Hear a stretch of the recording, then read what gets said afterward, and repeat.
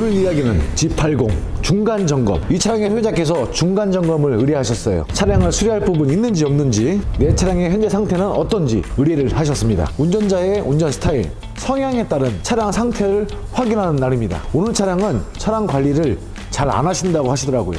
이 친구의 주인님은 운전 스타일이 자동차를 아끼지 않고 운행하는 스타일이라고 합니다. 이 정도만 말씀드려도 다들 아시겠죠. 뭐 자동차는 모션으로 하고 있는 게 아니기 때문에 당연히 타고 다녀야죠. 근데 이 좋은 차를 너무 막 타셨어요. 운전석 쪽 범퍼도 긁혔고 뒤쪽 범퍼도 파손이 됐네요. 오늘 이 G80은 2020년식입니다. 3년이 됐죠. 주행거리는 4만 킬로 정도를 운행한 차량이에요. 2020년식에 4만 킬로면 많은 거야, 적은 거야? 3년 된 차량의 몇몇 가지 상태만 확인해달라고 고객님께서 말씀하셨습니다. 무언가 특별히 이상이 있어서 저희에게 수리를 의뢰하신 게 아니에요. 이런 차는 얼마나 하나? 일단은 고객님께서 의뢰하신 몇몇 가지 부분들을 확인해 볼 거예요. 과연 태어난 지 3년이 됐고 4만 킬로를 뛴 우리 G80의 상태는 어떨까요? 고객님께서 포인트를 잡아주신 13가지 포인트만 점검을 할 거예요. 신차라서 고장은 없을 거라 생각해요. 상단부를 잠시 째려보고 가겠습니다.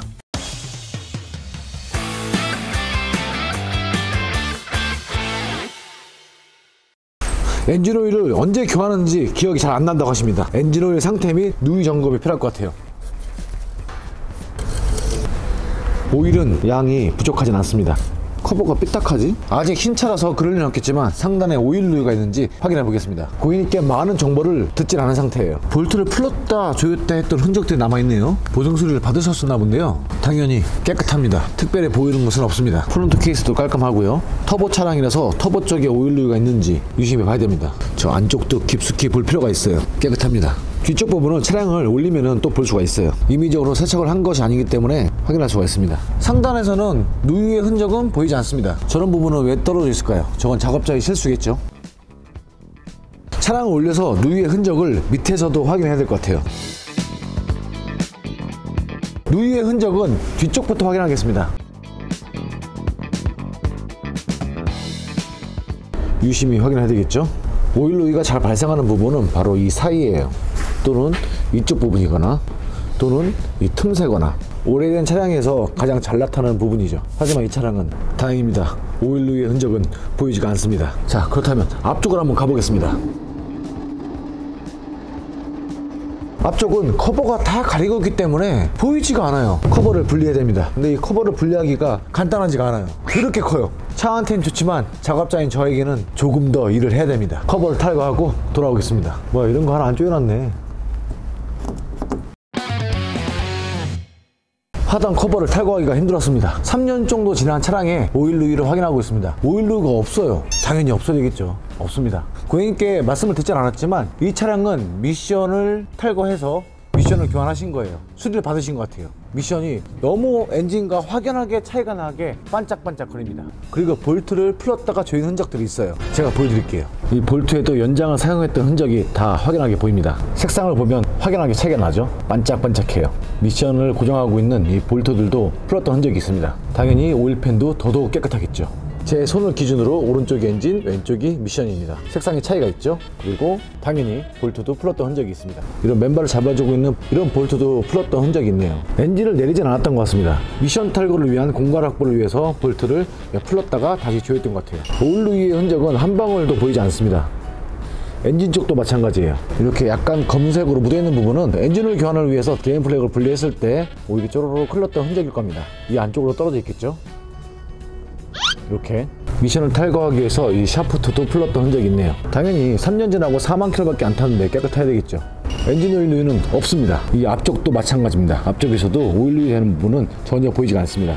오일 누유가 없다는 점은 정말 마음이 드네요. 그럴 리는 없지만 혹시나 모를 오일 누유 흔적을 한번 찾아봤고요. 그 다음은 타이어의 편마모 상태를 한번 보겠습니다. 타이어가 편마모가 있다는 것은 하체 무언가 이상이 있다는 거겠죠. 그런데 타이어의 편마모 상태는 그렇게 멀리 가지 않아도 될 것 같습니다. 여기서도 바로 보여요. 타이어에 외측 마모나 내측 마모는 없어 보입니다.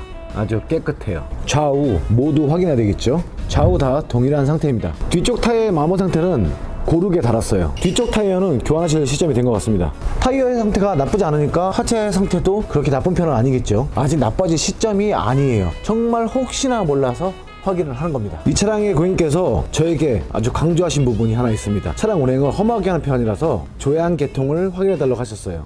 부트의 상태는 나쁘지 않습니다. 반대쪽에 부트의 상태 나쁘지 않고요. 상단 부트도 괜찮습니다. 찢어지거나 갈라진 부분은 없어 보여요. 이 부분은 스티어링 기어로 연결된 샤프트입니다. 저 샤프트도 파손된 건 없어 보입니다. 조인트가 여기도 있지만 저 안쪽에도 있습니다. 안쪽도 이상이 없어 보입니다. 힐볼트는 왜 부식이 됐지 이렇게?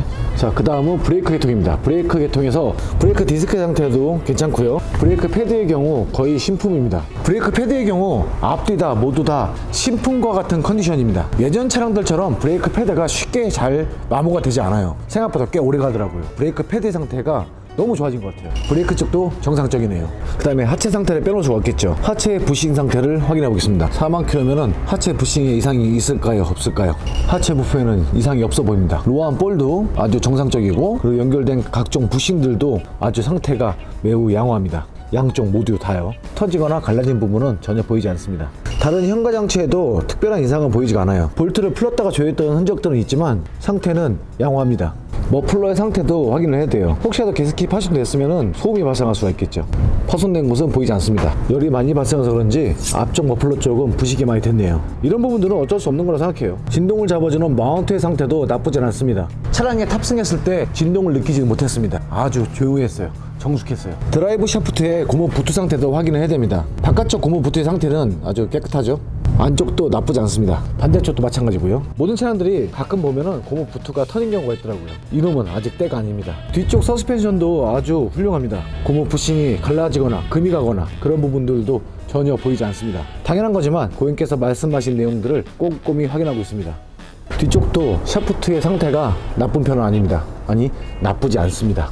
앞에서부터 뒤쪽까지는 샤프트가 이 안에 숨어져 있는데 제가 테스트 운전을 했을 때 소음이나 충격 같은 건 없었어요. 확실하게 확인하기 위해서는 머플러를 전부 다 탈거를 해서 방열판까지 뜯어내야 됩니다. 고객님께서는 거기까지 원치 않으셨어요. 신차의 경우는 크게 해당 사항이 없지만 이렇게 무언가 수리를 했던 차량들은 브레이크 라인을 잘 봐야 돼요. 브레이크 호스에 오ძლ비 됐을 경우 브레이크액이 새는 경우가 있습니다. 현재 이 차량도 이렇게 브레이크 라인이 있지만 만약에 저 상단에 있는 볼트를 조이지 않았다면 브레이크 호스가 파손될 수가 있습니다. 잘 장착이 되어 있어요.